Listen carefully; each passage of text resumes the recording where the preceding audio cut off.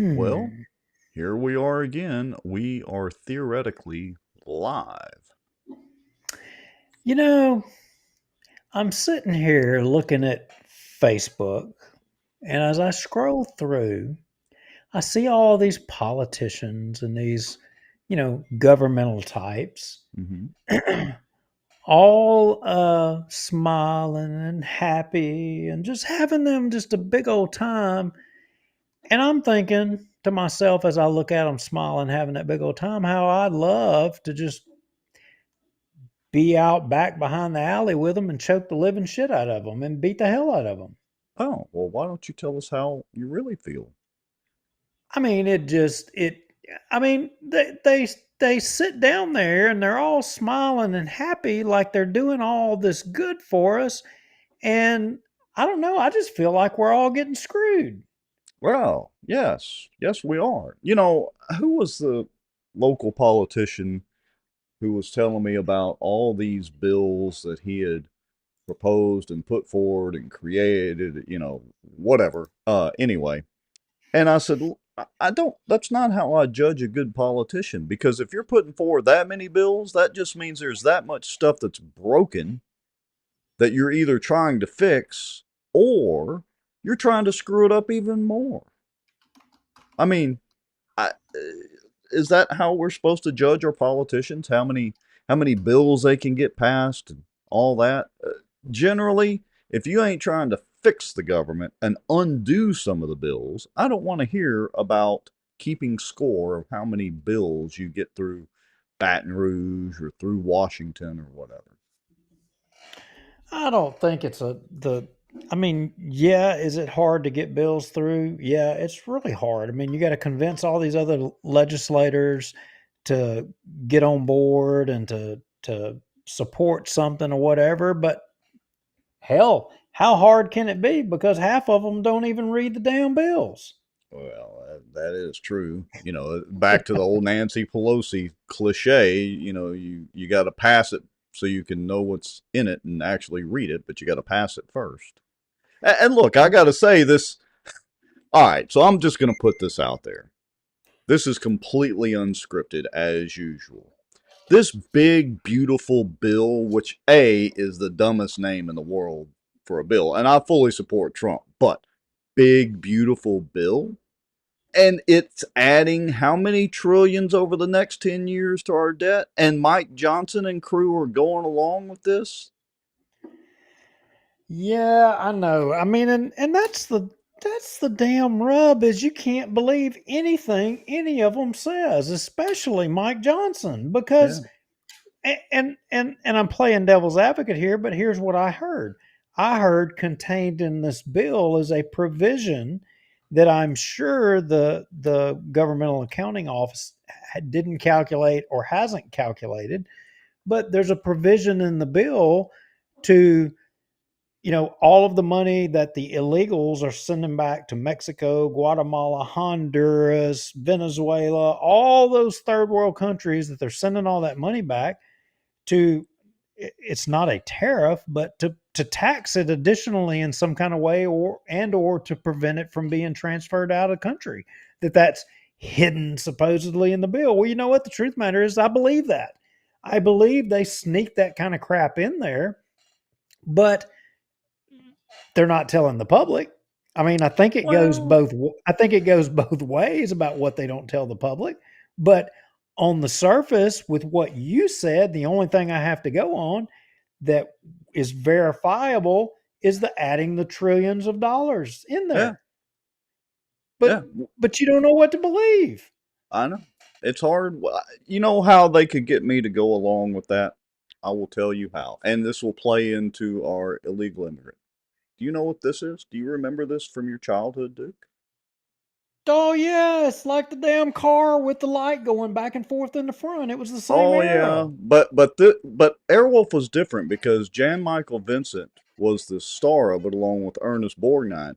They actually killed people in this primetime show without remorse, blew them to smithereens, the bad guys. That Oh was the yeah, key yeah. difference in this show. So if they would put in the federal budget to bring back the top secret Airwolf program and let some cool guy fly a helicopter around and blow things up. I might could support this big beautiful bill, but other than that, I'm kind of leaning towards Elon's side of the little snippy fight that they Yeah, had going on. but yeah, but damn, I mean, you got to be happy with what's happening right now. They're cracking skulls all across the country, and in the hotbed of California. I mean, good grief. Well, He's put the damn Marines in there. Surely you look, got to be happy with that. so, oh yeah, I am. And look, I still support Trump. I'm just not happy with this big, beautiful bill, but I am very happy with him trying to establish the fact that, hey, it's okay if people protest legally. Just like if you and I wanted to hold a protest, we'd have to go get whatever permits or do it the legal way, make sure we were, on a public right of way, all the things that we would need to do. Not looting, burning, and tearing up stuff again. I'm glad he's sending in the troops and let them know, hey, what was the quote that he said? If they spit on us, we're going to hit back. Oh, you talking about violence now? Sure. Oh, Well, that's okay. Somebody's literally saying what the move my army does. They blow things up and kill people. Yeah, well, okay. Did you know that I got booted off of X yesterday? Wait, Elon booted you off of X? He booted me off of X, said that I Wait, was being too violent. hold on a minute. So he can allude to Trump may have been involved in the Epstein files. We all have seen the famous pictures of Trump, with Epstein at the parties. But he can allude that Trump may have been involved in the Epstein ordeal and get by with that. But you got kicked off. Well, I guess he does own the thing. So, Yeah, but but you got kicked off. he wasn't quote unquote supposedly advocating for violence. Oh, well, what was he advocating for? Well, he was just saying that Trump was on Epstein Island, but that ain't Well, true. yeah, but Even well, Epstein's lawyer said that he said that's not true. He said because oh yeah, I tried to he I said don't I believe it tried to either. find But out because I wanted to use it to get Epstein off. I mean, look, I don't believe that for a second either. But there have been people that have had their houses vandalized and all that that have been involved with this Epstein deal. So I would say, by extension, if he's advocating that Trump might have been involved, which I think he's since redacted those or deleted those posts, um, that hey, that's kind of advocating violence. And look, I'm not against violence. That's not the thing. It's just it needs to be directed in Well, the proper manner. here's the thing. I got kicked off of X, and I want to tell all of y'all that because supposedly, look, Mark, I am wound up tight. There's so much going on. I got to tell you, I even have thought and been considering seriously about going and applying to be in ICE. I mean, Hey, that's a good idea. I feel like I am missing out on the fun. I seriously, I mean, it really crossed my mind, but so, I'm watching some of this crap going on out there, right? And anger management class, are you kidding me? What I was ain't that got movie? anger. Who was that? What the hell are you Jack saying, Mark? I ain't got no anger. Jack Nicholson and Adam Sandler. Yeah. So anyway, so I see this this woman was a jackwagon, okay? I'm sorry. Yes, women can be jackwagons. So this jackwagon, she prances over in front of the ICE detention center, right? And she just Mm, sits down on the ground. And the guys there at the gate, with their AR-15s, they walk up there, ma'am, we're gonna need you to move. You're blocking the entrance to our federal facility. She didn't respond. And they mm. said, ma'am, we're gonna need you to move. She didn't respond. They said, okay, we're gonna give you one more warning. You need to move. Like my And mom guess used to what? say, one more time. She still sat there. And I gotta tell you, so three of them, three guys, they came over there. One grabbed each arm, and the other grabbed their feet. They picked her up rather than arrest her. and Right. charge her with a federal crime because she was committing a crime. They pick her up off the ground and Mhm. just move her over to the side out of the way of the gate and set her back down on the ground real politely and gently, Right. and then go back about what they're doing. Well, hey, that's nice enough. I mean, they could Bull have booted her crap. back over the wall. Bull crap. You want to know What? what I thought they should do? What? Here's what I thought they should do, and this is what I posted. BS. They should have her cross checked, her and drug her by her toes across the concrete and deposited her on the curb. Enough of these people. Bam. I'm advocating violence on X Was and it on like an Twitter. was it like an instant bam and you were there, It or was instant. It was like I wow? posted it and bam, I'm there. Wow. So So now I you've get been this morning. advocating for Twitter and X for a long time, and yeah, we are live on Twitter and X too. But how did this end up? I'm still advocating. So it blocked me from being able to participate on X and it gave me the option, right? It said, Mm-hmm. you can agree to not make these violent, statements again, or you can appeal. Mm-hmm. So what did I do? Hell no, I ain't taking back what I said. I stand by what I say. And I appealed. And 5 minutes later, I get a response back from X and said, you're reinstated. Keep up the good work. okay, well, see, we have to What the continue hell are we being doing on pro X. Facebook?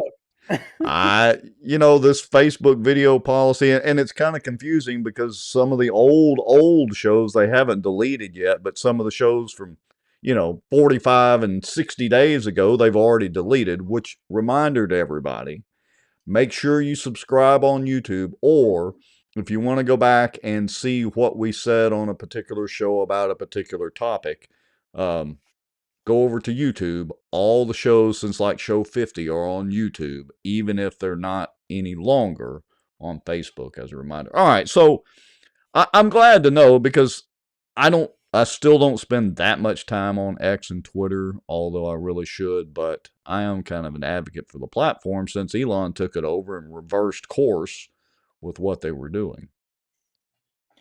Yeah, well, Elon is on fire. Hey, did you notice I got a new hat? I notice you keep tugging at it. It's a cool logo. What does that Well, say? Salty dog something. salty dog. Yeah, yeah, yeah. But hey, I got to adjust it right a little bit, so it's kind of getting at me a little. Let me get it straight here. I don't Uh-oh, know. wait a Can minute. you? Let me kind of squint a little bit. Does that say Oak Island? Yeah. Ah, So pretty get snazzy. this.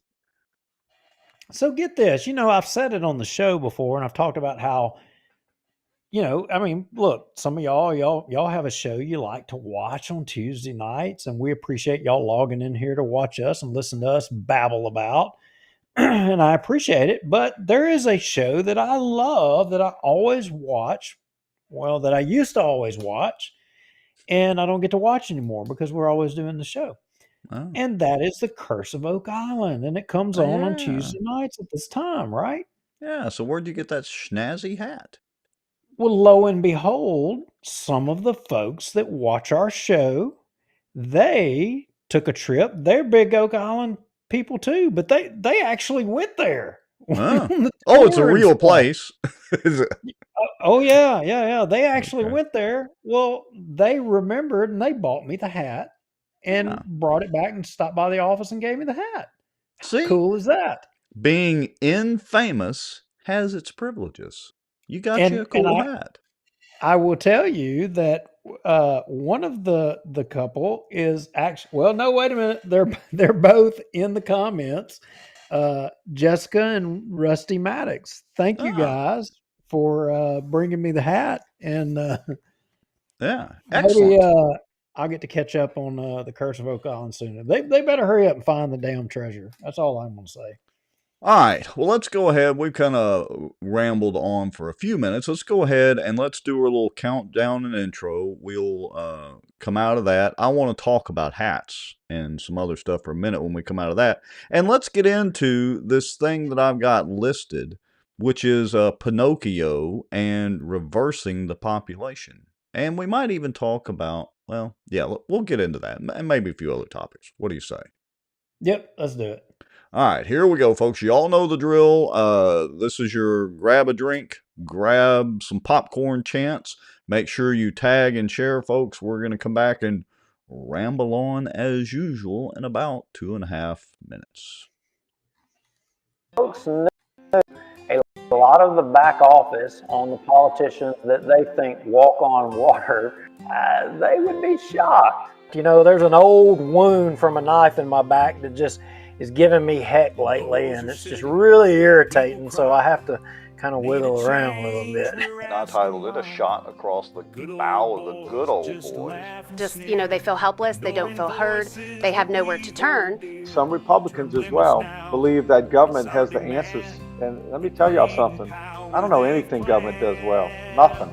And aren't there laws that say that you have public meetings so that the public can have accountability of their elected officials? As a member of the media, I'm very concerned about what I've just heard.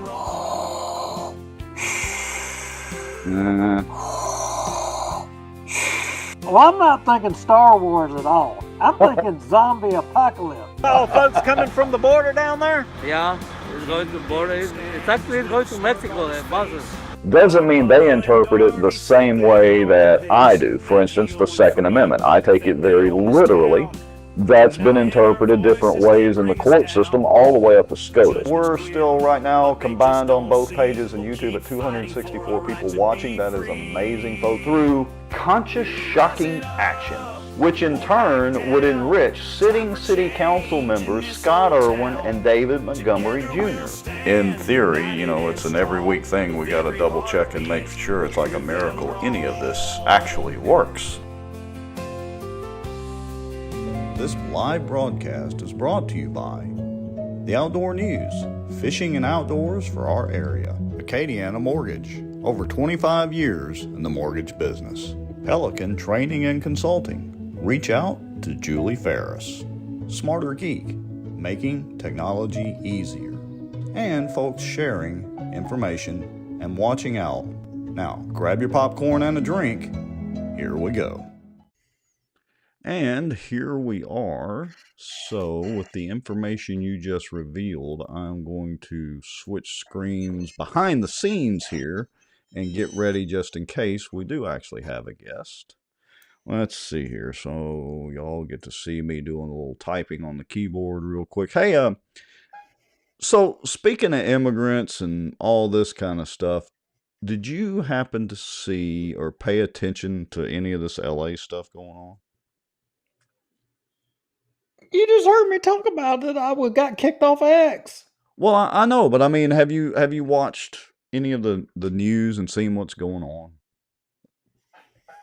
Oh, yeah. Well, I mean, the point I was getting at is I hadn't kept up that closely with it. Let me get my phrasing correct and let me get us back to live mode here. But I did watch an interesting CNN deal earlier, and the CNN host, they were making a big to-do, and I guess, you know, Gavin Newsom, that idiot out there, but CNN was making a big deal about I guess they're either National Guardsmen or Marines or whatever, or a combination thereof, having to sleep in the hallways and on the floors of whatever building they were in. And the CNN host, she had a guest on who was a political commentator, but I guess was ex-Army or ex-Marine. And she asked him about it. And he said, well, you know, it's the kind of the hurry up and wait mentality of our armed forces. He said there was, you know, a lot of times where we have to scramble to deploy and get ready. And then we get over there and we try to rest where and when we can for the, 2 minutes that everything is complete chaos. He said, so that's really not unusual. And like, I think you could see her hair short circuiting because she didn't know how to compute the, over the fact that, our military may have to sleep in slightly uncomfortable places. I mean, I'm not surprised. I'm not surprised. Oh, good grief. Yeah. So anyway, all right. So if the guest texting comes on, that's fine. Just let me know. But I want to get into this. Let's get into this reverse population in Bossier City. Now, what am I talking about with this reverse population? Does anybody out there in the comments know what I'm referring to at all? Because it's actually kind of interesting. Mr. Lowry, do you have any idea? I do not. I do not. I did not follow this. Good catch on this. I did hear a peep about it, but honestly, I haven't seen anything regarding what this report was from this. Was it a demographer to the school board? Is that correct? Yeah, there's a guy named Mike Hefner. He's with what was his company name? Hold on, I think I've got it in the notes here. Mike Hefner. He's the chief demographer of geographic planning and demographic services. And I guess the school board had a special meeting on June the 3rd and had this guy do a presentation. It's pretty interesting information. Now, we're not going to go through the whole meeting. He spoke about an hour. We'll put the link to this in the on the Facebook page and all that after the show, so you can go watch the whole thing. But it's pretty interesting, and so I thought we might share a little bit of that as we go along. So let me switch screens here, and I'm going to queue up. So this is about 6 minutes into the presentation, and again, this is Mike Hefner. And he's talking about the geographic changes in population in Bossier City and Bossier Parish from 2010 to 2020. So let's listen up for just a minute. General population. From your students come from your general population. This is by census tract. These are the changes in population that the parish has experienced between the 2010 census and the 2020 census. The areas in red and orange are areas where they've lost population.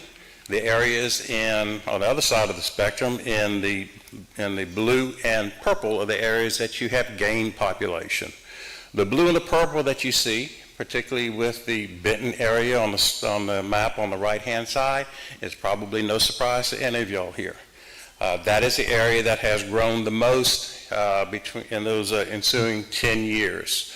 Kingston, which was led by the Legacy area, had the greatest population. On the next one, we have the Bossier City area. And by the way, the page numbers at the bottom of each of the slides corresponds to the page in the report. So you can kind of see where I've extracted some of that out. All right, so I'm going to stop it right there for a second. So I don't have a copy of this report. We probably should do, I don't know if the school board published it on their website or anything. Maybe we should do a public information request and maybe get this report from it, because it's pretty interesting. Because, you know, to listen to some of our politicians talk, oh yeah, Bossier City's growing by leaps and bounds and the parish is growing and we got to do a moratorium on, you know, new housing and development, which he does address some of that in here, and he's got some interesting stats. But I don't know if y'all remember, but about a year ago, during all the Charter Commission hoopla and all that, the Princess and I had it out in the parking lot of Bossier City Hall, and one of her contentions was, during that little tirade, was that Bossier City was growing, and we all standing there had to correct her. No, Bossier City is not growing. It's pretty much stagnant, maybe even losing a little bit of ground. The parish is growing, but Bossier City is not. And pretty much his information bears that out.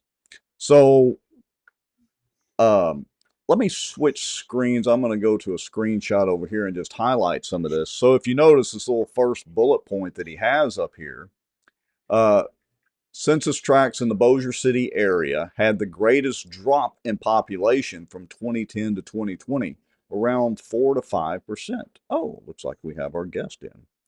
The Eastwood area between Bossier City and Houghton had a drop of 8%. The town of Benton had a drop of 2%.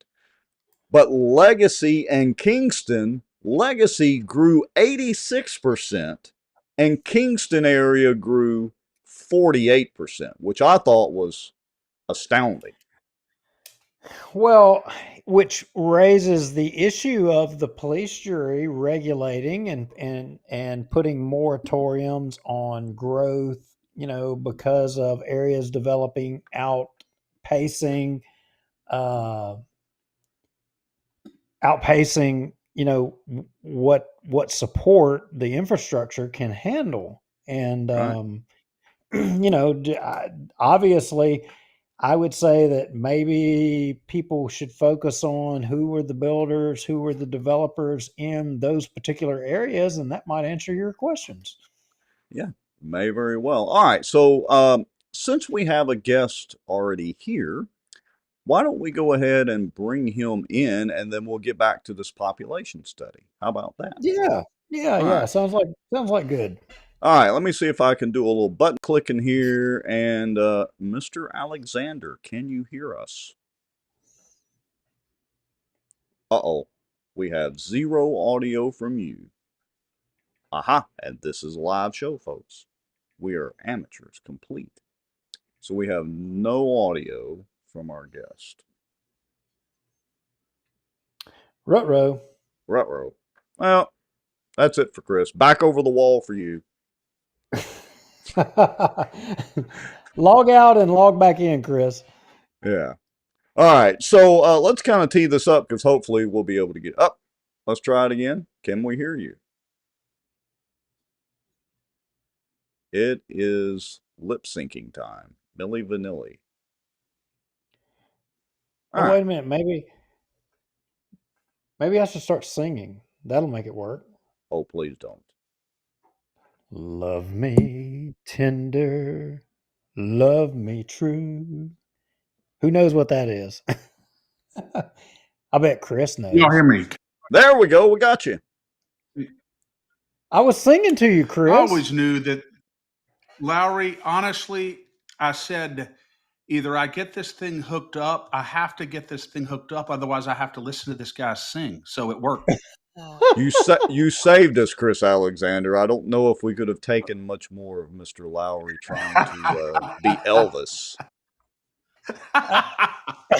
Hey, now, Chris was using some new arcane language earlier, talking to me. I mean, the language of ass, and I didn't even know it existed. But he was messaging me, and I was like, "Don't cuss at me like that." No idea what the hell that was. I'm sorry about that, Duke. I have to apologize to you. I don't even understand. It was so sophisticated that I don't even understand the language. Anyway, All right. It's good to talk to you guys. Yeah. So, what's up in your world? What's going on? That's got your dander up and going. Well, I got to tell you guys, there's just so much down here to talk about, and a lot of it is good. We've got some good stuff going through, and yet we also have some things that we're a little concerned about. I mean, right now the biggest concern that we have, and I don't want to get into the good things yet because we've got things that are on the precipice right now with 48 hours left in the legislative session. We got two bills, guys, that are sitting on the Senate floor, stalled right now, and we can't figure out why. And I'll tell you what they are. One of them is HB 685, and it's by Representative Emily Chenevert, made it through the House, Senate committee, and now it's on the Senate floor. And this is a bill that will basically purge Louisiana's public institutions and including our colleges of diversity, equity, and inclusion and critical race theories, these radical Marxist concepts that have permeated our institutions over the last 30, 40, or 50 years that have no place in Louisiana's public institutions. Anti-American, anti-Constitution. They basically teach us to view the world and to view life through race, gender, and victimhood. This is a poison in our public institutions. And we have a 2/3 Republican dominated state Senate. Yet this bill is sitting on the Senate floor waiting for a vote day after day after day. and we're going to push this so hard to the finish, guys. This has to be voted on. And the second one is HB 590 by a new representative, Representative Annie Spell. And let me tell you what this does, guys. This prohibits any foreign government or any non-citizen of the United States from donating to any candidate, any campaign, or any ballot proposition in the state of Louisiana. You would think that both of those bills are two good things that in a Republican-dominated Senate we would push through there and get to the governor's desk summarily. And yet they're sitting on the Senate floor, and we are asking why, boys? So let me play devil's advocate for a second, though. Sure. First, is there a federal?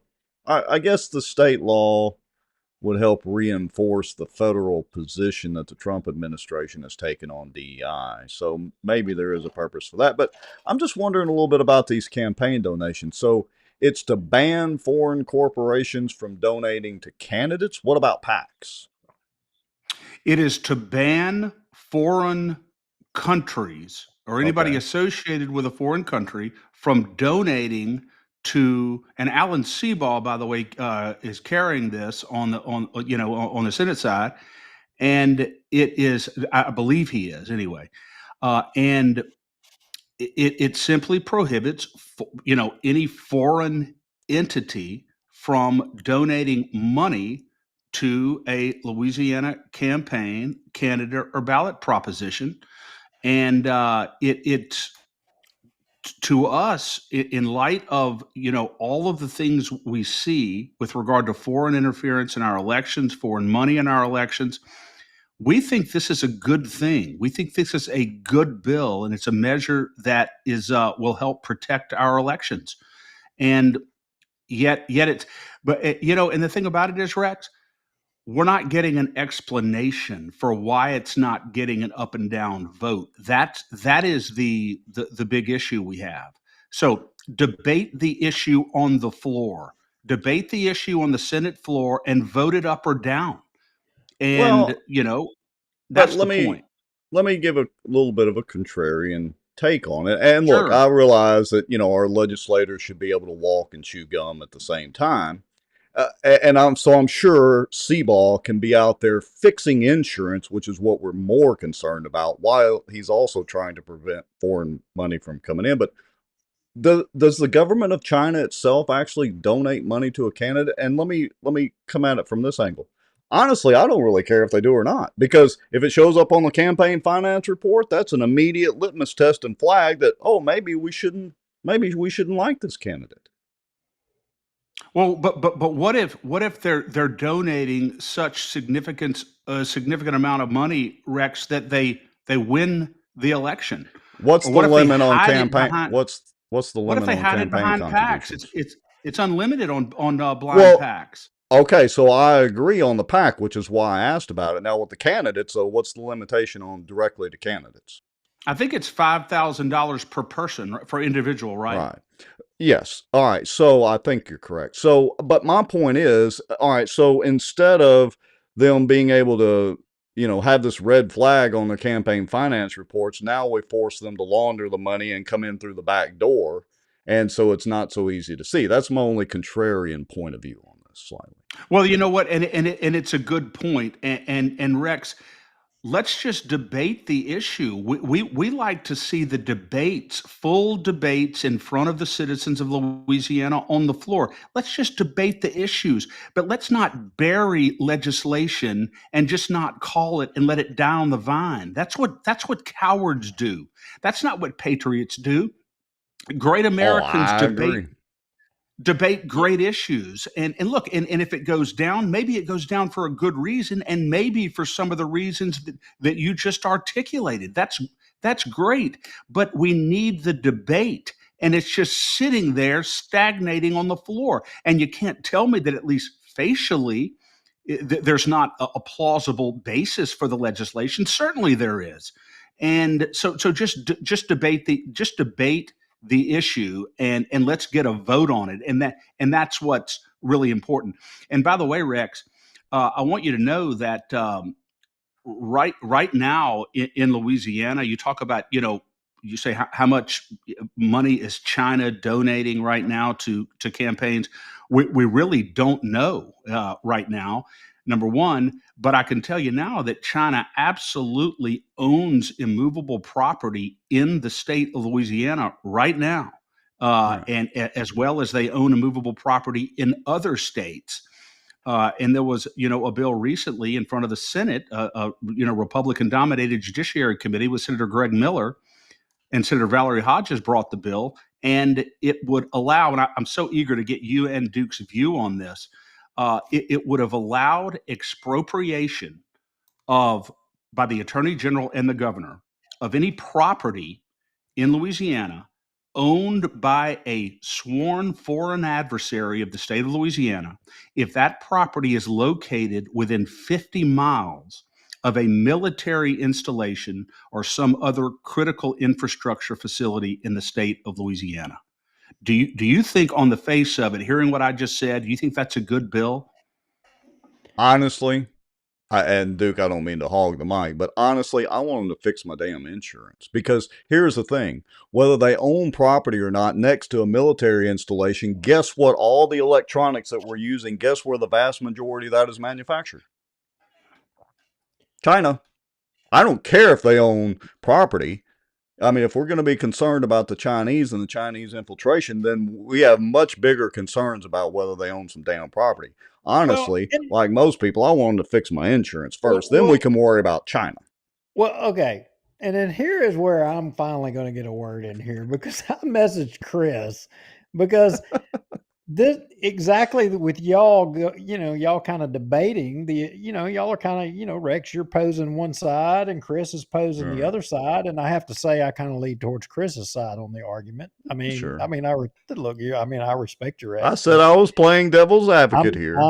I'm standing with Chris on those points. But my point is this legislative session, it's weird to me.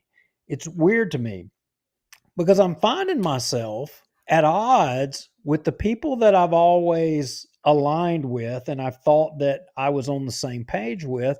I find myself scratching my head about whether I'm on the same page with them or not. And when I look across the field and I look at the things that are coming down the pipe, and one of the things that prompted me, Chris, y'all's podcast this morning, y'all were talking about some of the legislation, and I appreciated that dialogue y'all were having. And for instance, one, there is, our Secretary of State as y'all were describing, I hate to say lawfare because it's not lawfare, but trying to create legislation to go around transparency. Basically, I mean, that's my words, not y'all's, but I think it's the same thing, and I agree with it. That's exactly what Nancy Landry, our Secretary of State's doing. And then I take a step back and I look at our governor. I look at, carbon sequestration, that we're government moving in a direction to expropriate people's property for the purpose of a business interest. And the governor rightly pointed out in a committee, hypocrisy of the oil and gas industry. You can't come to business because of the litigious nature of the state, but you can sure come here for carbon sequestration to want to hand out here. And I could go through countless things, but I'm finding myself scratching my head about what the hell team am I on here? Where are we going here? And am I now a Democrat? Because if these are Republican values, oh boy, I'm supporting the Chinese. Duke's a Democrat. That's it. I mean, end of the show. I'm not seeing what I believe in here happening. I see the opposite, and I feel disillusioned. And if you try to call Baton Rouge and get the governor on the phone, or you try to call the Attorney General or Nancy Landry, I mean, they're nowhere to be found. You can't get them on the phone. I mean, the only way you're getting them on the phone is if you donate $100,000 or something else. That's the only way you're getting those people on the phone. I mean, and I don't know. I'm off on a tangent here, and I'm sorry to everybody, but I feel like the people that busted their ass to help a lot of these people, that they've suddenly been lost in the mix. And I was hopeful that Chris Alexander is going to be able to explain to me what the hell's going on, because I can't put my finger on it. Well, I'll tell you, Duke, you just expressed a frustration that I think is very, very broad right now in the state of Louisiana with regard to citizens across the state who worked very hard to get Governor Landry elected. And it looks as though many of the decisions that he's made have been very inconsistent with what he campaigned on, and certainly inconsistent with what the lofty language of his inaugural address, which I've read several times now. And look, I mean, we only have so much time tonight. But there are just a number of bills that we could go through that I guarantee you 100% that both of you would scratch your head and say, what is going on here? Why is he doing this? It's just, and I'll just give you I'll give you one example. Okay, then this our secretary, and Duke, by the way, I agree with you 100% on what you said about the Secretary of State, because there's a pattern of legislation that she's promoting that I think is very inconsistent with principles of transparency and accountability. We can go to that, but let me just give you one example, okay? And SB 80. this ain't Republican and Democrat. This ain't Not at Republican and all. Democrat. And we are limited government conservatives, is what I would describe us, and that's the closest affiliation to a Republican as you can be. But these are issues that should concern libertarians. These are issues that should concern Democrats. I mean, we're talking about complete transparency. We have advocated for people for extreme measures of transparency, and it seems like we're getting the opposite. I couldn't agree with you more, and I'll just give you one representative example that I'm sure that most of you will agree with. It's SB 80, which was brought by State Senator Greg Miller. And this may seem like a small issue to some people, but both of you are familiar with the Founding Fathers. You understand the Constitution. You understand how liberty is lost, not in a sudden precipitous burst, but through measurable cuts. It's lost through 1,000 cuts, one by one, as citizens do not stand up and confront it. And then we realize we've lost our liberty and it's too late. So let me give you an example. SB 80. This is a bill that was brought by Secretary of State Nancy Landry. She promoted this, and and Governor Landry just signed this bill. And this bill, on its face, will ban law-abiding Louisiana citizens who've lived here their whole lives, generational Louisiana citizens, from conducting lawful exit interviews and exit polls at polling precincts. It's a categorical ban. You know who will be able to come into our state and conduct exit polls and get information about how people voted? CNN, MSNBC, what they call the quote bona fide news organizations can come in without any restrictions whatsoever and go in and do exit polls, but law-abiding Louisiana citizens can't. And you know why the Secretary of State is pushing this? She's pushing it not for the reason she claimed. She said because there were some ladies up in Shreveport who were doing an exit poll, and they were disruptive, and they were doing, which was a total and complete lie. I know these ladies. I'm from Shreveport. They're 70-year-old women. They're law-abiding citizens. The reason why she's pushing this is because she doesn't want citizen journalists conducting lawful exit polls and getting real information about how people voted in a precinct and comparing that data against what's coming out of these computers and raising suspicion about whether or not these computers are being hacked or manipulated or the results are being changed. That's what she's afraid of, because she's all in board with this computer-based voting system that everybody knows is vulnerable. So Senator Greg Miller brings this bill, passes through the House and the Senate, and has now been signed by the governor. Flagrantly unconstitutional. And it should inflame you. It does, and I want to say to everybody watching, everybody that will watch this later, Chris is absolutely 100% correct, because the ladies that he's talking about, and I personally know every one of them, Susan Barnesfield and all those ladies, so a lot of the We the People ladies, they conducted an exit poll over here in Shreveport during an election, and it was not confrontational. It was not problematic. There was no big deal. This is an attempt to not be transparent and to silence people. That is exactly what it is on behalf of Nancy Landry, your Secretary of State, and Chris is 100% on the mark. It's bullcrap. And to be clear, this was an exit poll, right? They weren't interfering with anybody or No. slowing anybody down from going in to vote. This was after they had voted. Is that correct? Exactly right. It was an exit interview that they were doing, and they also had set up out there on a purely voluntary basis a demonstration of a paper ballot vote system, a very simple system that was voluntary, that people could come over and participate in if they wanted to. But these ladies are not coercive. They didn't break the law. They did absolutely nothing wrong. But Nancy Landry sits before the House and Senate Governmental Affairs Committee and says that she could have had these ladies arrested. That's just a flagrant lie in order to get, Let me cut in for a second.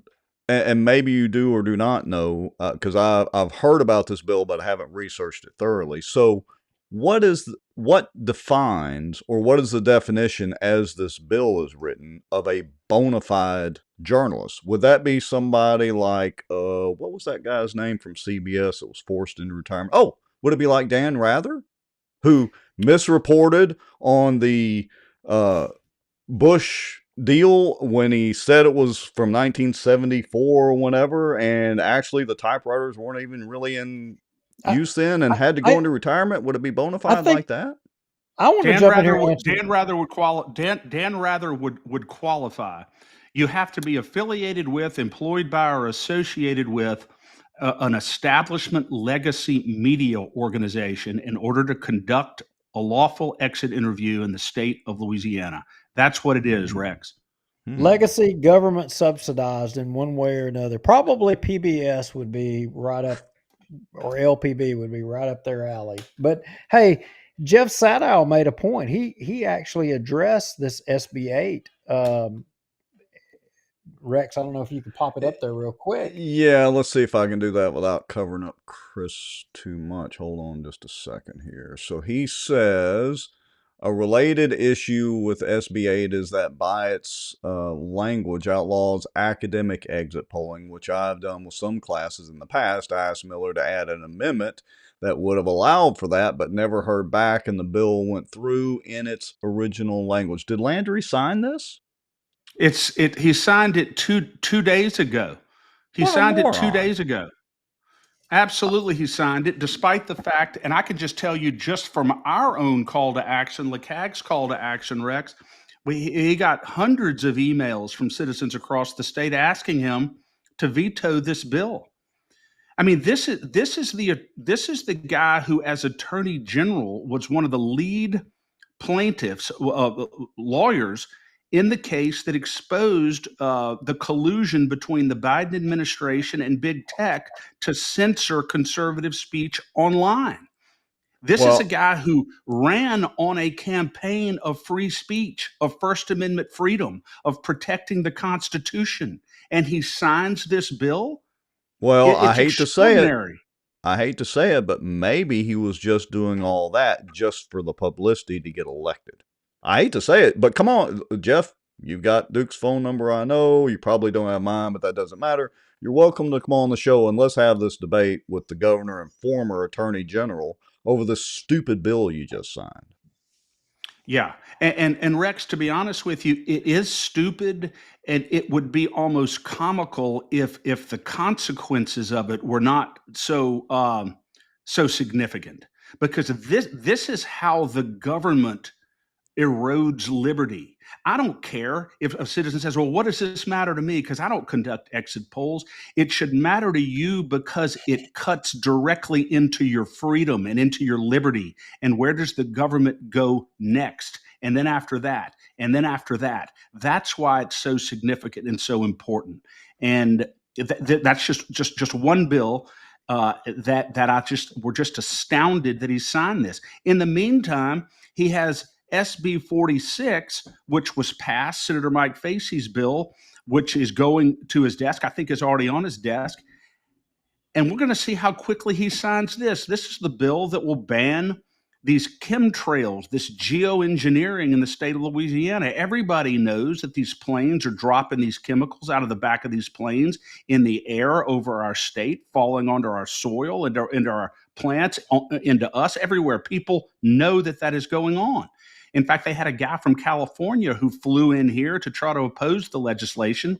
We think because people are making money off of this. So, Governor Landry, you need to sign this bill very, very quickly, and other bills that are on your desk as quickly. It was signed. It was signed today. What was signed? SB 46. Yeah. My lovely wife just told me, guys, and we're going to celebrate together here, boys. SB 46 banning the geoengineering and the chemtrails was signed by Governor Landry today. Hats off to Governor Landry for that.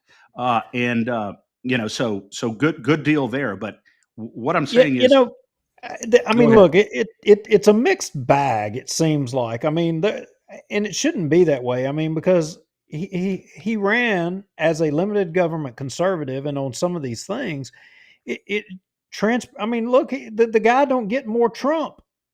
I think his last name might be partly Trump, and yet you're going to sign legislation that narrows transparency with election integrity. I don't get that. I don't get it at all. I mean, and then you're going to throw in with the carbon capture people to start seizing people's property, trapping people's minerals. I don't know. I am perplexed about what's going on here. It is a mixed bag, and I don't know whether we're up or down. But what I do know is it seems like to me, in which I'm Bossier, but it seems like to me, Bossier is an afterthought to the elected officials in South Louisiana in Baton Rouge. And I got to tell you, it is rubbing me raw, real raw. I have an open wound from our Attorney General, our Governor, and our Secretary of State regarding Bossier and Bossier Parish that I don't know if it's going to heal by the next election. I really don't. That's very, very honest, Duke, for you to say that. And, speaking of the carbon capture sequestration, we know these bills intimately. Let me just give you one example. One bill that was brought by Rodney Schermerhorn. Y'all probably familiar with Rodney. I think he's from up there somewhere. He brought a bill that would simply would have repealed eminent domain, which I'm sure you guys know. It basically allows private corporations to seize private property against a landowner's will for purposes of this carbon capture sequestration racket. And he brought a bill to repeal eminent domain for purposes of CCS, which is unscientific, unproven, and it's just a racket, and everybody knows that now. Well, that bill was killed in the House Natural Resources Committee by Republicans, and Governor Landry has not weighed in on this at all. He's nowhere to be found on carbon capture sequestration. All these good bills that are coming through to provide some measure of protection for Louisiana property owners against this onslaught, and Governor Landry is nowhere to be found. He's mute on the issue.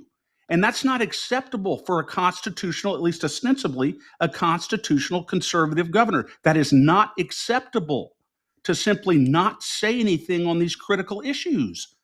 No, it's a non-starter when you're talking about seizing people's property for private interests. that's bull crap. I mean, if the government has a real interest that is in the interest of everybody, you know, yeah, we can talk about it and debate, like you said. But this no debate, this thing, it's a non-starter, and I don't get it. That's why I'm disillusioned. How is this crap? How are Republicans getting away with this? About I don't know. I am just mad. I almost can't even articulate a sentence But because they I'm so mad about this session. again, I go back to my default thing. They can do all this crap, but they can't fix our insurance problem. No, And it's the lawyers. It's the insurance companies. No, it's the lawyers. No, it's the insurance companies. No, it's the lawyers. And all the while, all the rest of us are getting hosed and screwed. And it I goes don't. right back to my premise at the beginning of the show, which was, and maybe we were talking about it pre-show, but anyway, uh, that just because a legislator gets elected and goes down there and brags about he tried to put forward X number of bills, 100 bills or whatever. Look, I don't want any more laws unless they are giving us back rights that have already been taken away. So here's my theory, and I'm no lawyer, but laws only take away. That's all they do. They limit things unless they're giving us, in the rare instance that they're giving us something back that has already been taken away. Every law takes something away, period. Correct me if I'm wrong. So y'all fix the crap that y'all have broken over the last 100 years or whatever it's been, and then I'll be a happy camper. And Jeff, I got to say, if you ever watch the show, which I'm sure you don't, I'm right there with Duke and Chris, maybe you are too, that we are not happy campers with your ability to actually lead.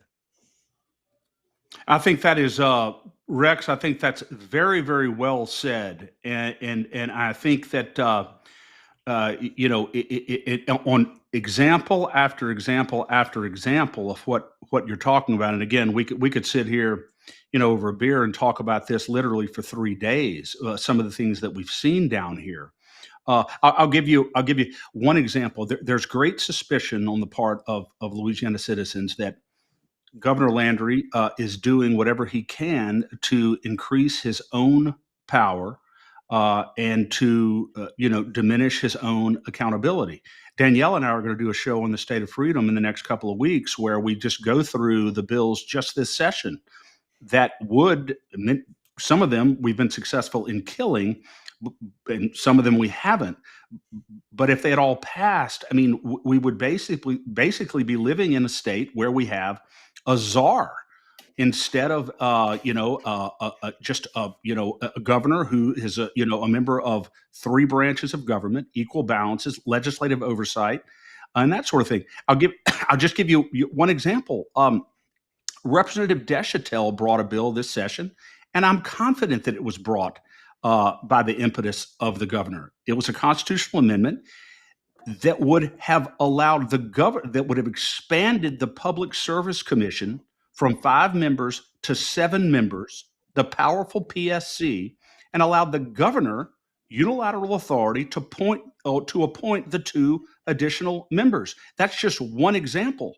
But fortunately, that bill died in committee. It was voluntarily deferred because I think even they were smart enough to realize you put something like that on a statewide ballot with this governor, you don't have a chance in hell of getting that passed right now with the pulse of this state. Well, the last thing Louisiana citizens are going to do is vote directly to increase our governor's power. It's not going to happen. And there are other things as well. Let me give you an example on the insurance. And this is something that I'm really eager to get you guys' opinion on this. Right now, current law in Louisiana says that the insurance commissioner does not have the freedom to lower arbitrarily lower insurance rates or raise insurance rates. Those are generally market-driven concepts, and you stay out of the market and you let that work itself out according to what the demand is and according to market principles. And a bill was just passed that was supported by the governor that will allow our insurance commissioner, with no accountability whatsoever, no actuarial basis, no adherence to market principles, to either reject or accept an insurance company's request to raise rates, would allow an insurance commissioner to go back years and demand that an insurance company pay refund premiums because retroactively he concludes that they've been charging too much, would give the insurance commissioner authority to demand that policyholders retroactively pay more money to an insurance company if he concludes that they haven't been paying enough in premiums, all with no accountability, all with no regulatory criteria whatsoever. He can basically do whatever he wants to do with no accountability. Do you think that insurance companies are going to come to Louisiana if we have an insurance commissioner with that kind of unilateral power, with no accountability and no requirement to adhere to any kind of actuarial principle? Do you think we're going to have insurance companies coming to Louisiana? All right, so let me give you my knee-jerk reactions to that. First and foremost, the market forces don't really come into play because we're forced to buy the insurance. That's the rub I have. This is not this is not something that's optional for us as citizens. And whether it's homeowners insurance or whether it's vehicle insurance or whatever on the commercial side too, you're forced to buy it. So that immediately skews the market forces concept. And we are all getting hosed by the damn insurance companies right now. Market forces be damned, because we've all seen the numbers and the math, and the insurance companies in general are making money hand over fist. There are a few areas in Louisiana where their profit margins are not that high, but there are other areas where they're so high, they're turning huge margins. And I'm a market capitalist. I am a capitalistic pig. Let them make all the money they want, but not off our backs when it's mandated by the damn government. So I have to say, on its face, I'm not opposed to giving the insurance commissioner the authority to reduce the rates or to refuse an insurance increase. Now, the argument is we've had several insurance commissioners who are outright crooks. But there is some accountability because those guys went to jail as best I can remember. And the insurance commissioner, is he appointed or is he elected? Oh, that's a great question, Rex. What a great question you just asked, because there's a bill pending right now on the Senate floor, SB 214, that would make the insurance commissioner in Louisiana appointed by the governor instead of elected statewide by Louisiana citizens. Who do you think might be in some way gently pushing that legislation? Who do you think might be pushing that? That bill I would certainly not support. But let me so hold that thought for a second. Let me kick back to the whole insurance commissioner. So I'm not on its face opposed to giving the insurance commissioner more authority. Look, if he turns out to be a crook, as of right now, he's going to get unelected and probably go to jail. Now, fast forward to this bill that you're talking about right now, I wouldn't trust Landry to appoint anybody. He hadn't fixed the insurance yet, and did he go hunting or fishing with the insurance guys? I can't remember. Oh, he went hunting. He went turkey hunting in Texas with the trial lawyers. Okay. But let me give you a quick response here, Rex, to your response. I do agree with you that insurance is mandatory in Louisiana, and frankly, I think it should be. If you're going to drive on the roads, I think you should have to purchase insurance. But it's not mandatory that we buy it from any specific company. And that's why we need as many insurance companies in Louisiana competing for business as we can get. And what I'm saying is, so that's number one. And number two, I'm open to your suggestion that the insurance company possibly should have more power to adjust rates. But it can't be completely rudderless. Like in Florida, they have a law and the insurance company is allowed to reject a rate increase by an insurance company. He's allowed to do a lot of things, but there are a number of specifically enumerated actuarial principles that he has to abide by in making those assessments. All this bill says is that the insurance company may may make his decisions based on actuarial principles or market conditions, but he's under no Bingo. obligation to do so. So, I mean, are you kidding me? So you're going to have an insurance commissioner in here who runs for office. He's got political enemies, both in the insurance industry and citizens who may have publicly opposed him. He gets elected. You don't think in the state of Louisiana that there could potentially be some political retaliation for that?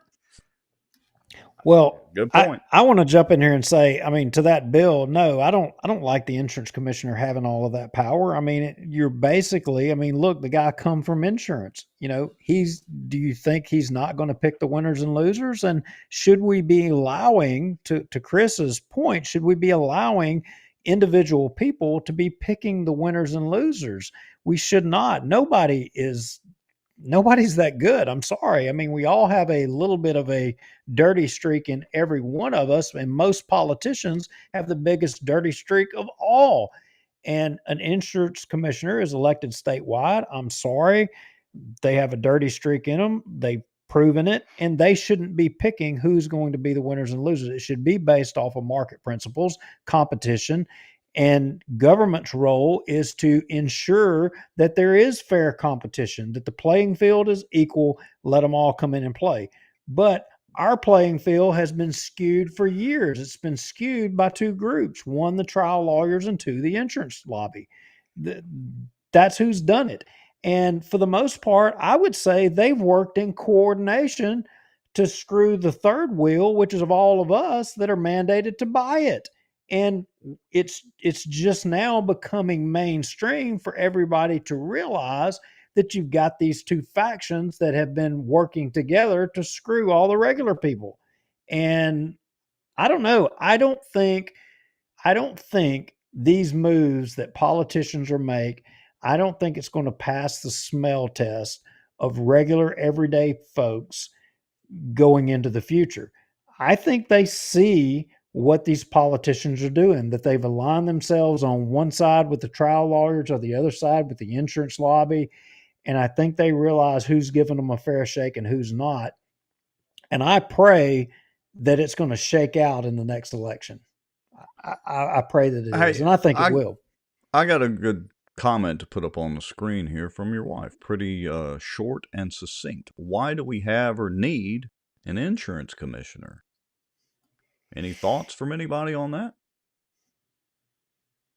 Well, you know, what a great question. What a great question that I've never really thought deeply about. Do we need an insurance commissioner in the state of Louisiana, or should we just allow, as Duke was saying, if we create conditions of true free economic capitalism, and free market enterprise, and allow that to regulate rates, that to regulate the market, what is the purpose of an insurance commissioner? I'm going to have to think more deeply about that, but that's a very intriguing question. Well, I'll give you an example, and I'm just thinking, some people may not realize this or not, but I am, quote unquote, according to what they say, an educated person. I do have a college degree. And I remember taking a class that, was on insurance and all that stuff. And I remember it saying in the book, talking about how insurance is based off of the risk. So if you took, government regulation out of it, and if you sought to get insurance on a structure that was on the coast where, I don't know, the majority of hurricanes hit, the percentage and likelihood of it getting destroyed is a whole lot higher than some residential house on the Louisiana-Arkansas line in the hills with pine trees all around. It's not the same risk. I mean, worst case, maybe a tornado, maybe a little bit of wind, whatever. But insurance companies should be able to calculate that risk. But yet, I don't think that's happening. I don't think that they're being able or allowed to manage that risk. And, who was it, Rex? We had an attorney that came on, and we were, and I ain't gonna say they were defending the trial lobby, but they were saying that the insurance lobby is not forced to acknowledge the actuarial. I think it was during the John Bell Edwards administration. There was the insurance, whatever the insurance committee is, Chris, you would know which one it was, that they formed this committee, and it was supposed to use the actuarial numbers, and then that got sandbagged, and that's when we had Seaball. Remember, we had Seaball and Gaddy And going at Seaball it versus with the PEC, Gaddy. and Gaddy was saying, even Gaddy was saying at that time, they needed to use the actuarial numbers, and Seaball was saying not. They never did, and they passed legislation. Nothing ever changed. In fact, things got worse, which validated what I guess you could say some of the trial lawyer people were saying. And here we are today, and we're still not forcing the actuarial numbers to be used in the calculation. So Yeah. I don't see any change that anybody in Baton Rouge is serious about changing our insurance. I don't see Yeah. it. Yeah, there's been some bills that come through that we're moving in the right direction, but fundamentally, it's not the No. home run that we need. It's not going to do. You're 100% right. These bills, are cutting at the edges, and they're really not going to do anything, unfortunately. And I wish I could say differently, but they're not going to do anything really to significantly reduce insurance rates. I'll just give you one example. There's a bill by Gabe Ferment down here, and it's a good bill. And I love Gabe Ferment, and I think he's a really fine legislator, and I like his bill. But don't suggest that the bill that I'm about to tell you about is going to do anything to reduce insurance rates in Louisiana, which they're suggesting it will. It's a bill that simply says that if you're an illegal immigrant and you get in a wreck and it's not your fault, but you're here illegally, up to a certain point, even if you have insurance, you can't recover at all up to a very significant amount for your damages because you're in the country illegally. So no insurance company should have to pay you anything because you broke the law to be here. And so you shouldn't be rewarded for that in any way. I like the bill. I think it's a good bill.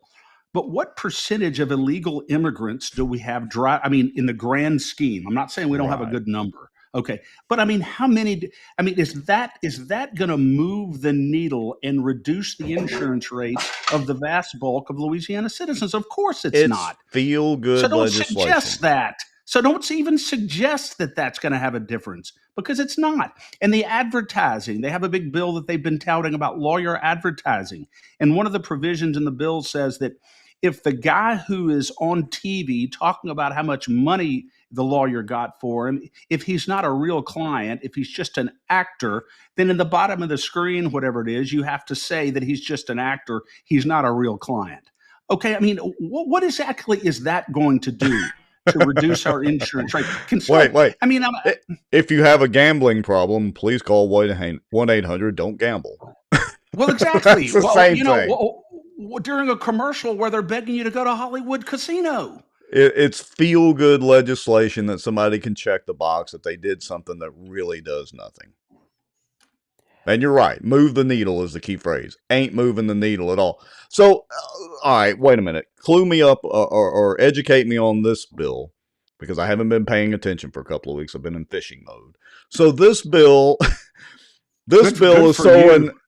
is so an illegal alien or illegal immigrant cannot receive money from an insurance company if he was in a wreck when he shouldn't have a driver's license anyway.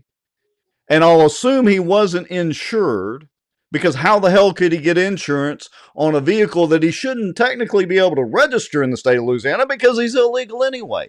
Make this make sense.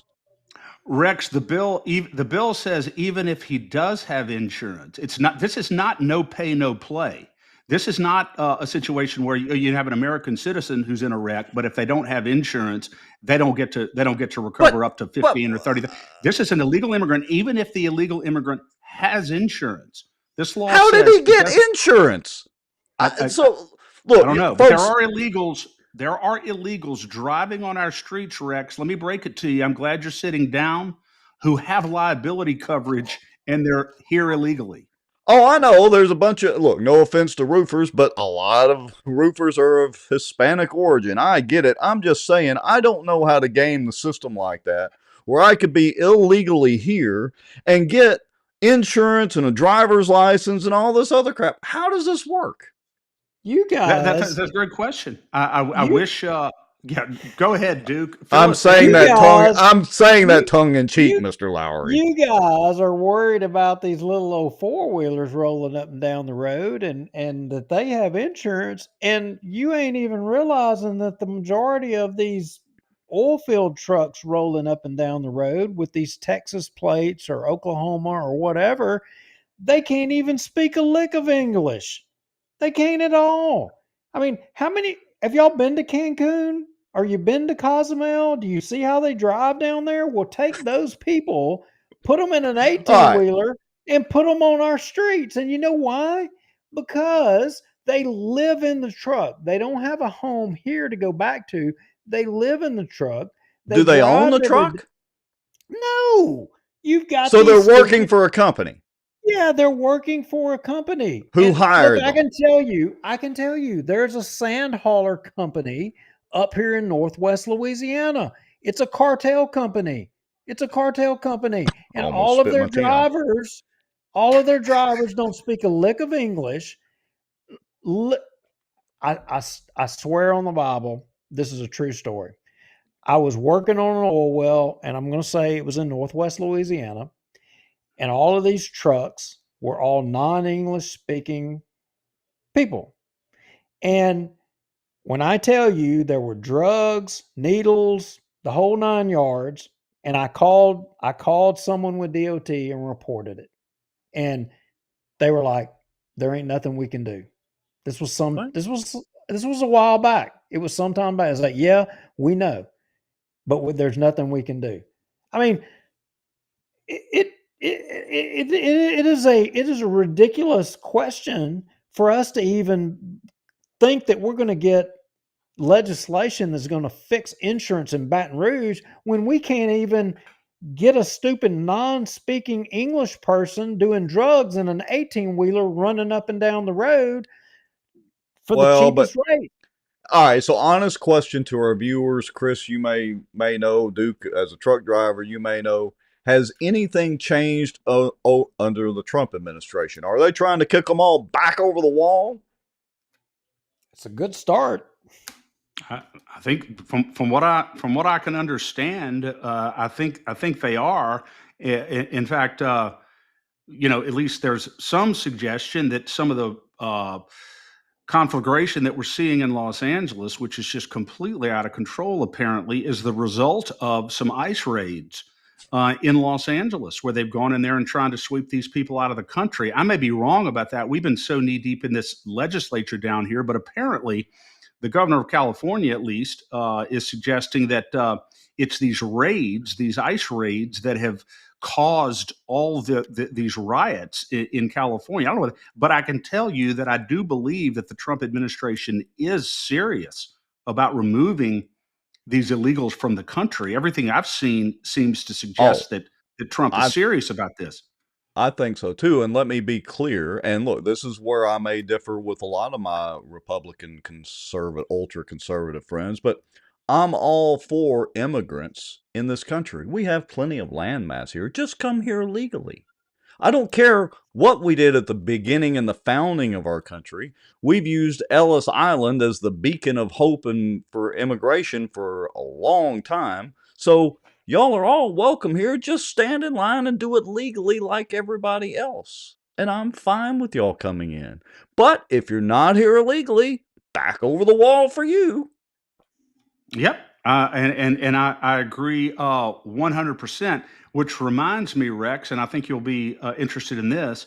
Representative Chance Henry has a bill that just passed both houses, hopefully will be signed by the governor, that will require all law enforcement agencies, all DAs, any public official to report if any illegal immigrant who applies for public benefits, or any illegal immigrant that's currently receiving public taxpayer benefits in Louisiana, They have to terminate the benefits. They have to, of course, deny someone who is newly applying, and they have to report that individual to ICE.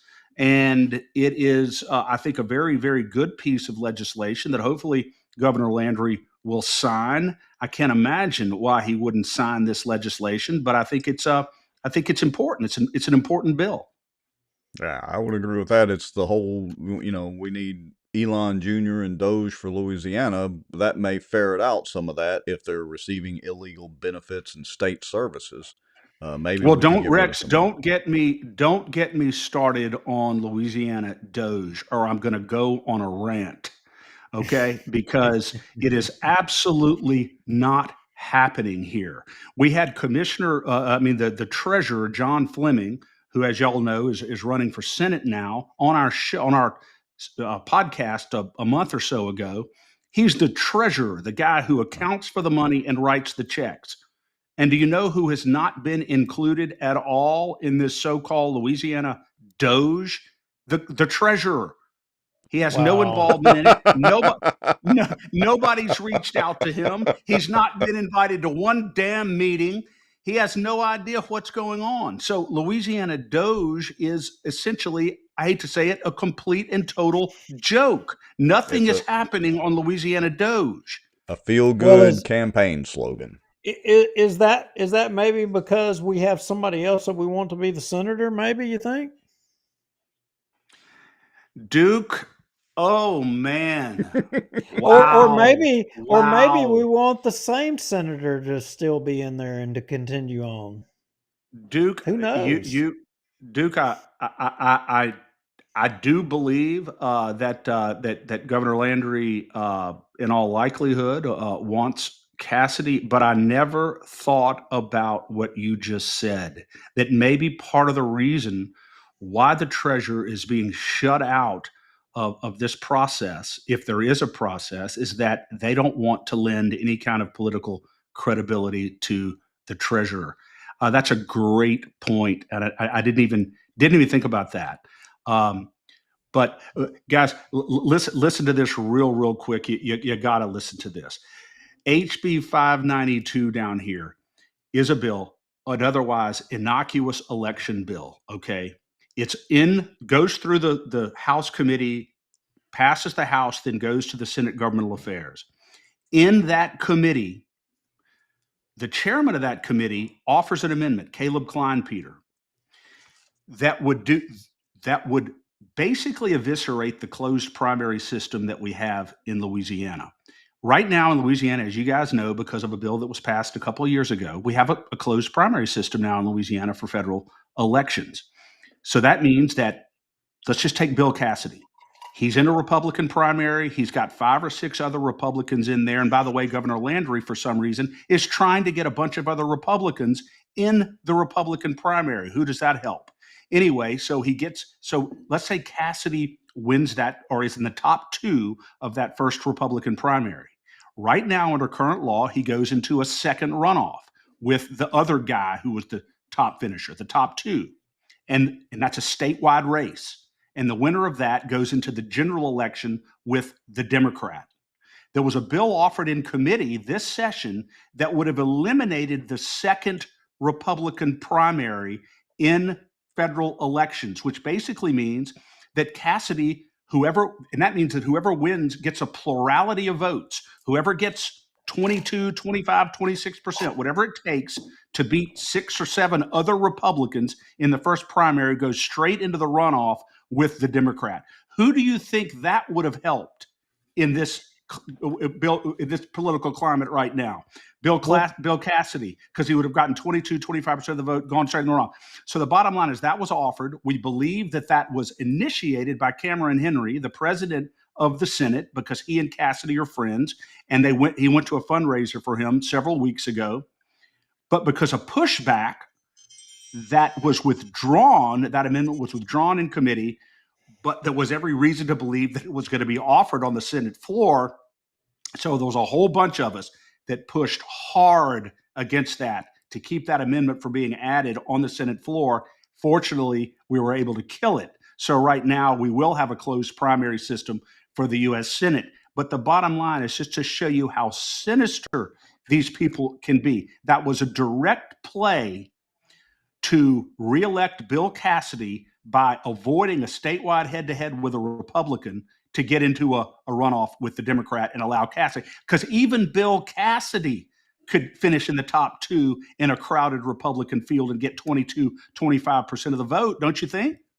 Yeah, and you pretty much almost 100% on the mark there, but I'll say you were 98% because you forgot the bill that flew through on merging the independent and no party together to increase that share. Remember Great that one? point, Duke. Great point, Duke. But and- the bill, yeah, but the bill you're talking about there, that is the closed primary bill that we have now in Louisiana from last year, or maybe 2 years ago. No. There was a bill this year. There's a bill that came through, and I can't think of her name. Red-haired state representative. I like her. I'm getting old. I can't remember her name. She brought the bill this session to where the independents and the no parties would be put together and will all be able to vote in the primary, in the Republican primary.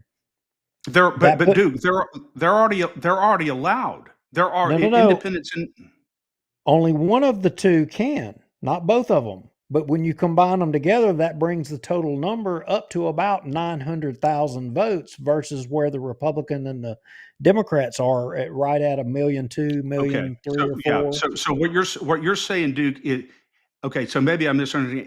Is independent? Is that a party? Is that a political party? Okay. All right. So what you're saying is the legislation this year because no party voters are already allowed to vote in Republican and Democrat primaries. Correct. They can do that already. You're saying this would have added the formerly independent voters to that mix. Yes. Okay. All right. Raising that number because at the last Republican State Central Committee, there was a kind of towards the end, there was a little bit of a hubbub about the fact that this bill had went through. Nobody knew anything about it. And that it was going to potentially, because nobody knew the number, Beth Billings. It was Beth Billings' bill. And Beth's usually pretty good.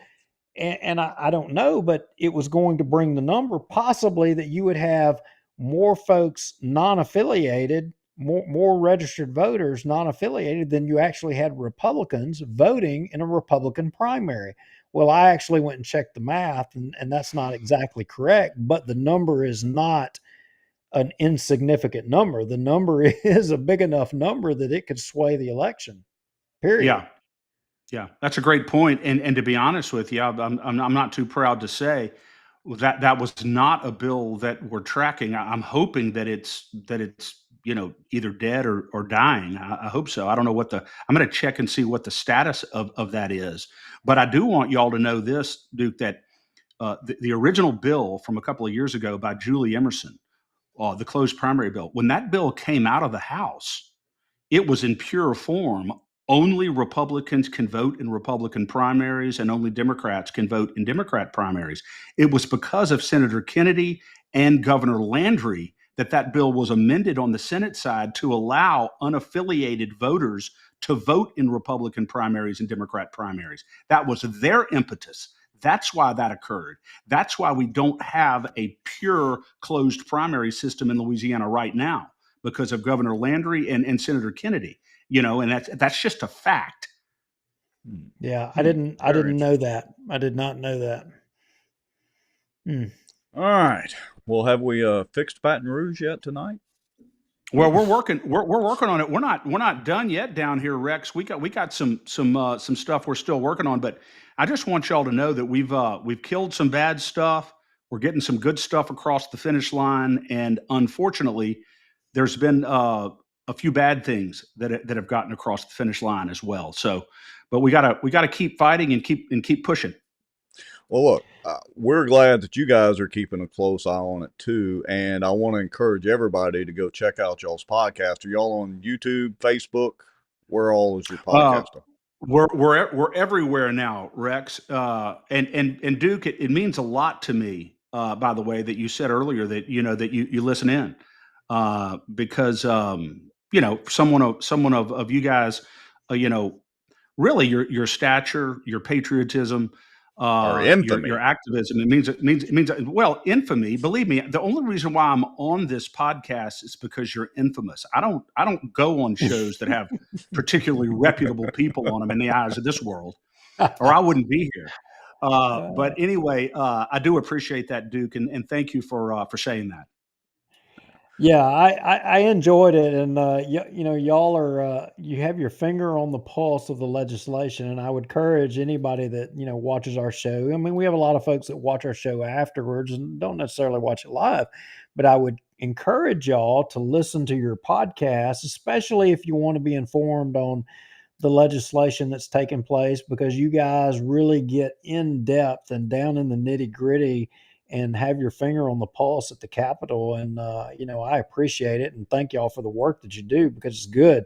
I mean, you are a resource, of information. And I think that's what we all are trying to accomplish, is just getting the information out there as best we can. And, we may not be the media that Nancy Landry prefers, but we are a media that is not going away. No, not by any stretch of the Wait a minute, imagination. Duke. Wait a minute, Duke. You just absolutely shattered my illusions about you. Are you telling me that you are not affiliated with one of the, quote, bona fide, reputable news organizations in the country that has allowed unrestricted access to polling precincts to conduct exit polls? I can't believe that you're not affiliated. So you're just not a reputable news establishment, Duke. I don't know what to tell you. I'm going to go have to report you to the Louisiana Secretary of State. And matter of fact, I have to go right now. Go do that. Yeah, you probably should do that. I mean, I don't look bona fide. I mean, that is a way overused term. Me and Mike Eccles could go back and forth on bona fide, like in agricultural practice. Yes, Mike, I'm calling you out, you Ducks Unlimited lackey. But anyway, side note, yeah, no, we're not bona fide. I mean, and I'm proud to wear that badge, because you're not going to get what y'all do and what you talk about and what we talk about. Folks are not going to get that in the bona fide media. You're not going to get the nitty gritty and the real story behind it. And if you want the real story, you need to go to LeCag. You need to watch their podcast and Bossier Politics. If you want to know the inside on Bossier Politics, you need to come to Bossier Watch, and you'll get it here. You better believe it. Absolutely. I love y'all's show. And I'll tell y'all that I've had a theory for a long time now that if voters knew really the truth about what their Republican legislators are doing, as opposed to what they tell them they're doing and what they run on when they're running for office, very few of them could actually be reelected.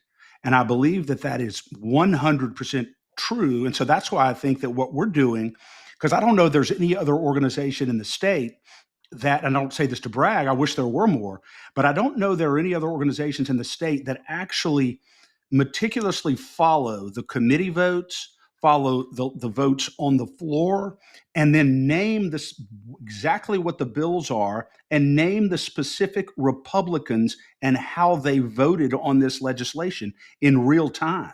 And so the broader we get, the more information we're able to provide voters in different constituencies across the state, the more informed they're going to be. And I guarantee you, a lot of these Republicans don't like what we're doing because they understand that they don't want their voters to know what the hell they're doing, honestly. It's amazing what happens when you shine just a little bit of light on something. Which is what you guys do. Or a so microphone. Well. Or a microphone. Or a microphone. So you know what? I'm so glad right now, guys, that we're not actually located at a polling precinct, or we would have the Secretary of State's deputies down there, censoring our speech. So I'm really happy that we're not doing this podcast at that location. Yeah, we need to have some of those We the People ladies on. Get Brenda, who all's still on that thing? Brenda Brock, some of those ladies on the show. Yeah, well, I will tell you that the Republican Party of Bossier did file a public information request with the Secretary of State's office for a cast vote record for a local council election in Bossier. And they acknowledged it, and we intend to proceed all the way with it. And I think that if I'm looking at the calendar correctly, they're already past the deadline. But I think we're gonna follow that to conclusion. I'm not so sure that everybody follows those things to conclusion, but our Bossier Parish PEC has the fortitude to follow it to conclusion. Yeah, yeah. Well, I hope that you do. I hope you do follow it to conclusion because it's important. Accountability is a really, really important thing. And before I go, I just want to tell you all that we have some really fine legislators down here. Some fine Republican legislators. And look, I don't live up there where y'all do anymore, so I don't know what the local pulse is on these guys. But I got to tell you, I think very highly of Raymond Cruz. I think highly, in most respects, of Dodie Horton. I think Alan Seabaugh has done some really good things down here. He voted against this SB 80. He was one of 5 or 6 Republicans to vote against this atrocious exit poll bill. So y'all are lucky to have some pretty good legislators down here from up in your neck of the woods. And we just need more. Danny McCormick. Danny McCormick was a stalwart standing against this carbon capture sequestration racket. Have such great respect for him and what he's tried to do. Rodney Schamerhorn is done a good job. I think Jack McFarland, for the most part, chairman of appropriations, is a good man trying to do the right thing. But we still have too many rhinos in our legislature who are just bought and paid for, and there's no other way to say it.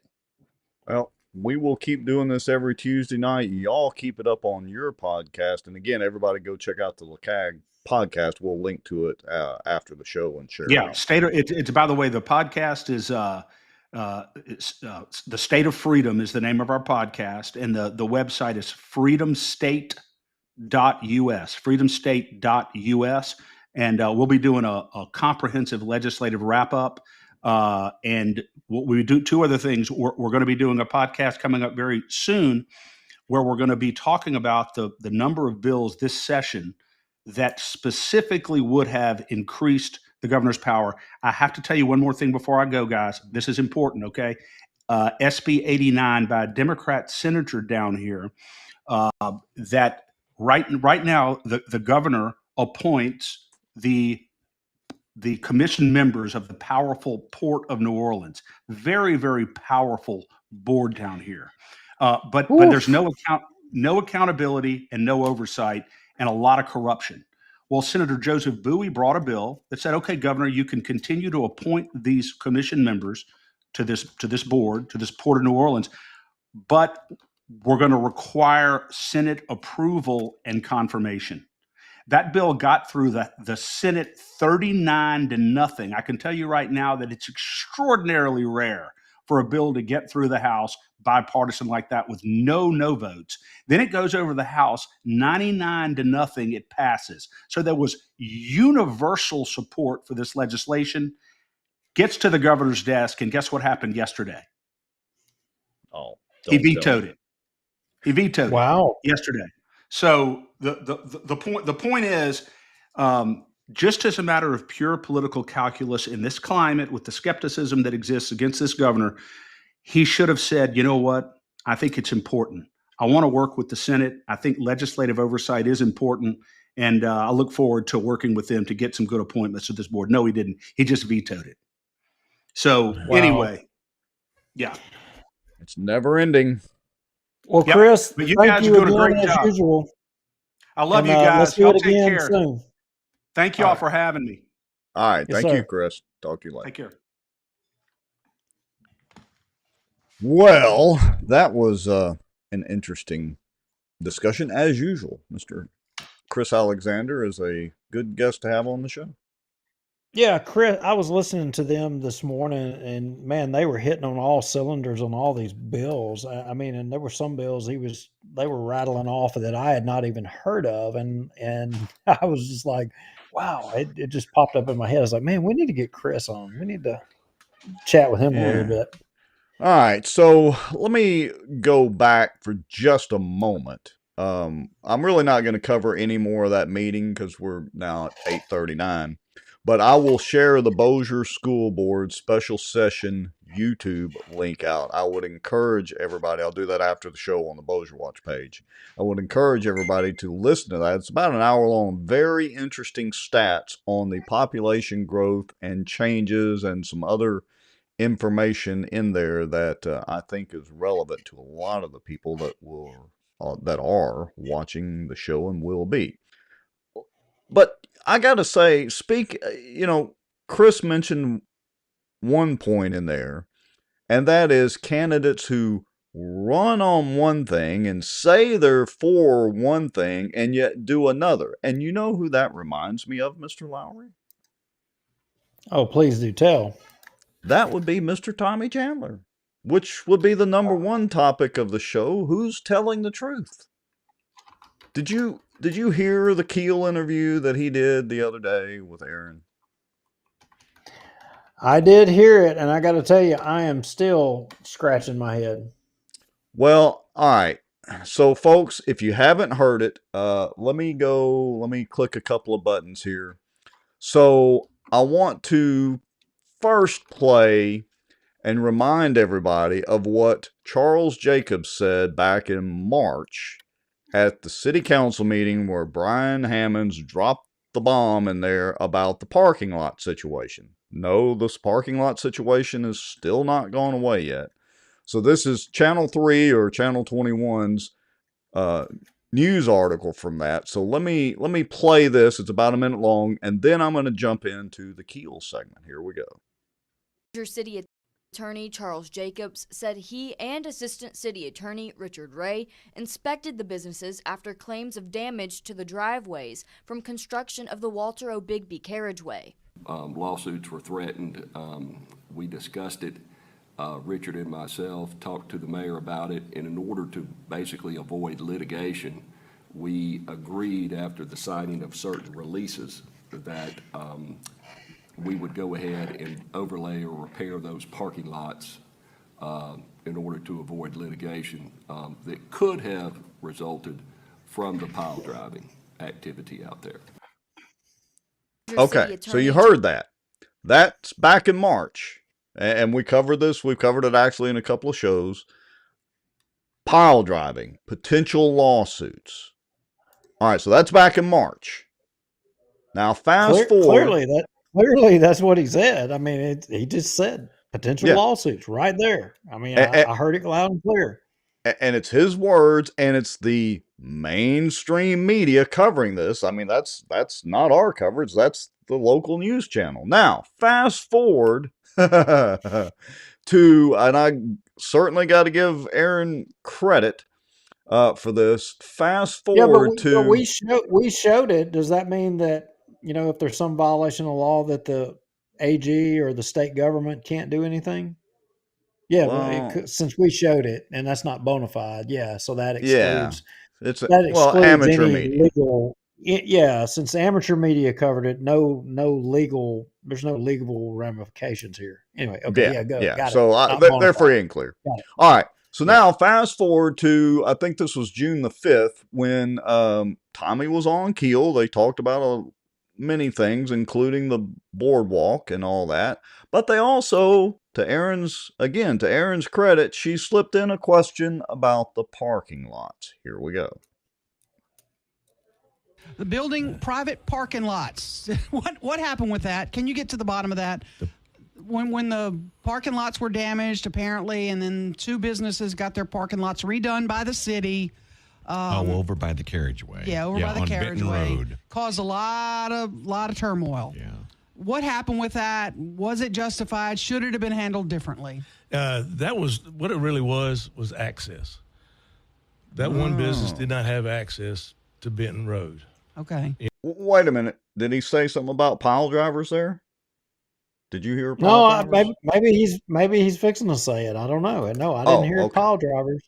Well, let's let him finish because he's got 40 more seconds to mention pile driving. Because when they blocked him off, and there was a difference in height of his lot and the lot next door, so they had to even it out and make it where they could travel from that one business to the next without any difficulty, and that was access, is what it was. Communication should have been better with the council members. It should have been handled a whole lot better. Okay. Yes, ma'am. Okay. I sure should. Mayor Tommy Chandler, I know you didn't expect that question. I apologize. I didn't warn you ahead of time. He just threw something at me, y'all. I'm joking. I still No. Thank you, Mayor. Appreciate it. Now, I got to say I think that's clearly bona fide media. Oh yeah, it's the real deal. Because look, I think they got the truth out of Tommy. I think he was. I think so too. Aaron and Mike, that's bona fide. That's real. And I think they're correct that the communications could have been a little better down at City Hall, because clearly Tommy and his legal department, being Charles Jacobs and Richard Ray, did not communicate on the lie that they were supposed to be telling, because Tommy just told the truth. Jacobs had a different story sitting there in a public meeting, public city council meeting. It's on the record. So who's telling the truth? I think Tommy was right. It probably was all about access. Probably wasn't anything about pile driving. Well, I mean, look, who do you believe? Do you believe Charles Jacobs or do you believe Tommy? I think I know where I believe and where I stand. So let's see. Let me switch screens one more time. Let me get rid of that. Let me remind everybody too that that would be an amazing poll to run in Bossier. Who do you believe? Jacobs, that they were threatened with a lawsuit, or Tommy, that it was just about access? Yeah. Well, and let me remind everybody that when Chris Smith and Brian Hammonds tried to rein in the Office of Risk Management, Tommy denied or tried to deny that. And of course, it didn't go anywhere with the city council about reining in their unlimited arbitrary spending. How about that? No oversight. No oversight. Just spend what you want. Somebody needs some access with a parking lot. Unless it's those businesses across the street. Don't worry about them. And if it's John Settle, don't worry about that guy, because he needs to be run over by a Zamboni anyway. So just like the legislature and me being disillusioned with what took place in the Louisiana legislature, I'm disillusioned with Bossier City, and I got to tell you, I'm hopeful that this new council coming in is going to bring an air of transparency, and we're not going to have all of this chaoticness. In Bossier City government, we're finally going to see things straighten out. I mean, obviously, it doesn't seem like we're going to be able to count on that leadership coming out of the mayor's office, because we don't know whether he's, being disingenuous or whether it's Charles Jacobs. But they can't both be right. No. It's one or the other. Which one is right and which one is wrong? Look, it's a simple poll for everybody. Just let us know in the comments, who do you believe more? Do you believe Charles Jacobs and Richard Ray, or do you believe Tommy? And look, we had a comment from Todd Gray. He says, new here and to Bossier City. What's number one on your agenda for Bossier City? So I'll do my take first, and Mr. Lauer, you do yours. I would say, Todd, that our agenda for Bossier City is pretty much the same that it's been for 260 plus shows and a lot of Tuesday nights sitting here at our desk. It's to expose the shenanigans and the stupid stuff that goes on politically in Bossier City and Bossier Parish, and talk about that so that folks know about it. so that folks know, what's going on behind the scenes, kind of the inside baseball of everything. And we're going to keep doing that. If you want to know, you want to see powder puff stuff or whatever, that's traditional news media, or go to a Chamber of Commerce meeting. Yeah, I mean, look, I'm glad that somebody that's new to Bossier City area is watching the show. Thank you and welcome to watching. And, like Rex just said, you're not going to get the content that we put out on, the bona fide media. The closest thing you'll get is to Aaron and Mike on their show. But even we're a lot more edgier than them. Um, I think the thing and the ultimate goal we want is transparency in government. I mean, that's why, we were heavily involved in the term limits coalition to affect term limits in Bossier City, because for too long, and it's not just in Bossier City, but in Bossier proper, I mean, there has always been an undercurrent as how government is run, and you're either in or you're out, and government picks the winners and the losers. And that time, that day has come and gone. And I think I can speak on behalf of me and Rex that we're trying to usher in a change to where the playing field is level for everybody. And we're doing that by informing every one of y'all that watch this show on the things that take place. And the more you know about what happens in government, the more informed you're going to be. So, Yeah, we've said it over and over. We are absolutely amateur. I would classify us as more pundits than anything else. We are certainly not the news. Kind of like in the old days when HBO had not necessarily the news back when we were kids. Well, we're definitely not the news. We are biased. We are going to give our opinion. We like to have pushback in the commentary, but we'll push back from the show as well. Um, and we'll talk about a lot of different things on here, but there has to be a political tie-in for it to really catch our attention. So, if you're new to the show, that's pretty much it. hey, so as we're wrapping up, I want to kind of tell y'all that next show we've got a guest already lined up. There was a bill that was passed and signed by the governor regarding a situation with a government person, and I don't want to get too far down the road because I want our guest to tell the story, but it's a pretty damn amazing story. Um, and I see. I don't really know what I can say, but it's a story you're going to want to hear, and it's a story that you're probably going to be shocked when you learn, and it's pertaining to somebody within government and something that they were able to do, and it ultimately resulted in a law having to be made. And in this case, I would contend that the good guys won. But it's not my place to tell the story, but it's something you're definitely going to want to hear.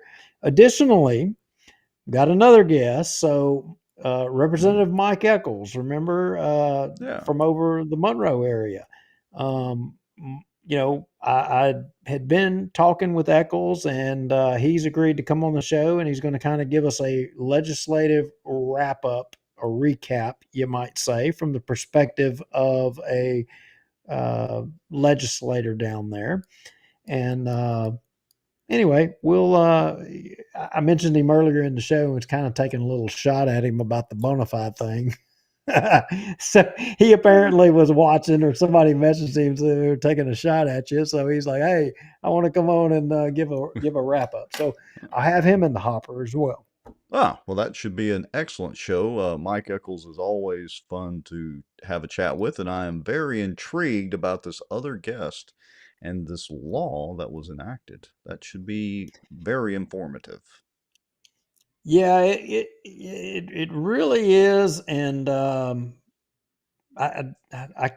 we're not going to be able to. I don't think we're going to be able to kind of put any names out there. I don't know completely yet, but this is going to be one that you're going to want to watch and a story you're going to want to hear.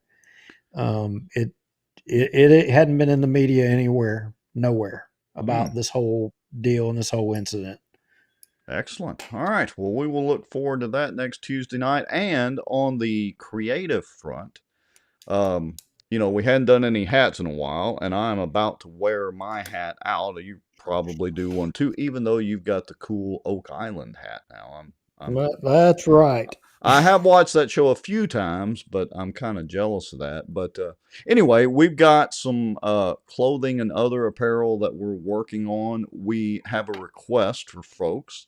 We need some catchy phrases to be able to wear or put on T-shirts for everybody to wear to city council meetings, along with the. Wait, I got it. I know. I know. What's up? Okay. We need to get a T-shirt with a big old mushroom on it, with a circle and a slash through it. A circle and a slash, like a la Ghostbusters style, right? Yeah. The circle and the slash, like the ghost over the ghost, except replace the ghost with a mushroom. All right. Now here's the homework assignment for everybody before next week. You heard what Duke said. Mushroom with a circle and a slash through it, like the Ghostbusters logo. What does that mean? What does that mean? That's the homework assignment. No saying it in the comments until next week. All right. Yep. How about that, Mr. Lauer? I like that.